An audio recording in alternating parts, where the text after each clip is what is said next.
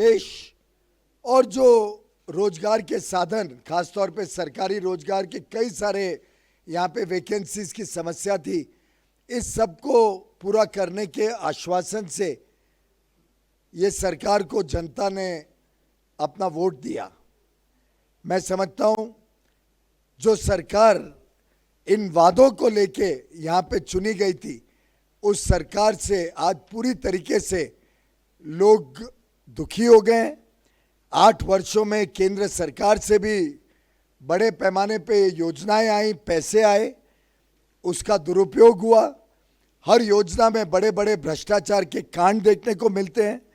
लोगों की भर्ती नहीं करी गई। जो शोषित वंचित परिवार हैं, उनको जो केंद्र से भी सहायता मिलती है, उसको लोगों तक पहुंचाने में सरकार ने बहुत दिलचस्पी नहीं दिखाई। स्वास्थ्य सेवाओं में, शिक्षा के क्षेत्र में, हर क्षेत्र में सरकार की जो रवैया है, उससे आज मुझे लगता है पूरी तरीके से तेलंगाना में बहुत ज़्यादा अशांति है। जो इरिगेशन के प्रोजेक्ट्स हैं, जिसमें खासतौर पे कालेश्वरम प्रोजेक्ट था, उसमें 40,000 से बढ़ के 1,30,000 करोड़ प्रोजेक्ट कॉस्ट कर दिया गया। मैं समझता हूँ ये अपने आप में एक यूनिक उदाहरण है इस देश में कि कोई प्रोजेक्ट 40,000 करोड़ से बढ़ के 1.25 लाख करोड़ से बढ़ जाए और उसके बावजूद वो काम भी नहीं पूरा हुआ। और उसके साथ साथ जो बाकी प्रोजेक्ट्स थे, चाहे पलामूर रंगारेड्डी प्रोजेक्ट था जिससे 18 लाख एकड़ का सिंचाई की योजना थी, या नितमपाडू निंदी का प्रोजेक्ट था, इन सब की भी अवमानना करी गई है। मैं समझता हूं जो गत दिनों में चुनाव के परिणाम आए हैं, खासतौर पे हैदराबाद के जो म्युनिसिपल कॉरपोरेशन का चुनाव रहा, जिसमें भारतीय जनता पार्टी का बहुत ही अच्छा प्रदर्शन रहा। इसी के साथ साथ जो बाई इलेक्शन दुबक्का का हुआ अक्टूबर-नवंबर 2020 में, और एक प्रकार से वो कॉन्स्टिट्यूएंसी अगर हम देखें तो एक तरफ मुख्यमंत्री की एरिया है, दूसरी तरफ उनके रिश्तेदार का कॉन्स्टिट्यूएंसी है, दोनों के बीच में दुबक्का पड़ता है। उसको भी बीजेपी ने बड़े अच्छे मार्जिन से जीता। इसी के साथ साथ जो हाल में हजूराबाद का बाई इलेक्शन हुआ, उसमें भी भारतीय जनता पार्टी का रिजल्ट बहुत अच्छा रहा।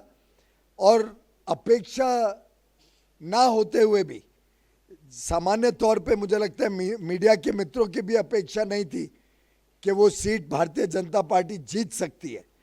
पूरी सरकार की, राज्य सरकार की ताकत लगी भाजपा को हराने के लिए, फिर भी बहुत अच्छी तरीके से भाजपा जीती। मैं समझता हूं 2019 के चुनाव से ही टीआरएस का सिलसिला डगमगाने लगा है। 4 सांसद भाजपा के चुन के आए और उसके बाद से एक के बाद एक जो भाजपा की विजय होती जा रही है, ये माननीय प्रधानमंत्री नरेंद्र मोदी जी के प्रति जो तेलंगाना की जनता का विश्वास है, जो प्यार है, जो उनके संवेदनशील नेतृत्व के प्रति पूरी तरीके से तेलंगाना की सरकार उनके साथ खड़ी हुई है, उसका एक प्रमाण है। आगे आने वाले दिनों में स्पष्ट हो चुका है कि तेलंगाना में बदलाव के बादल आ रहे हैं। बदलाव स्पष्ट और निश्चित होने वाला है और भारतीय जनता पार्टी एक अच्छी, ईमानदार, संवेदनशील, जनता की आशाएं, अपेक्षाएं और उम्मीदों को पूरे करने वाली सरकार हमारे यहाँ के भारतीय जनता पार्टी के अध्यक्ष श्री बंडी संजय जी के नेतृत्व में, हमारे केंद्रीय मंत्री श्री किशन रेड्डी गारू के नेतृत्व में और लाखों कार्यकर्ताओं के खून पसीने से, उनके पूरे मेहनत से अब भारतीय जनता पार्टी तेलंगाना की भ्रष्ट और परिवारवाद से घिरी हुई सरकार को खत्म करके भाजपा प्रधानमंत्री मोदी जी के नेतृत्व वाली प्रधानमंत्री मोदी जी के नेतृत्व वाली केंद्र सरकार और राज्य सरकार मिलके डबल इंजन सरकारें तेलंगाना की जनता की सेवा करने के लिए तत्पर है। बहुत बहुत धन्यवाद।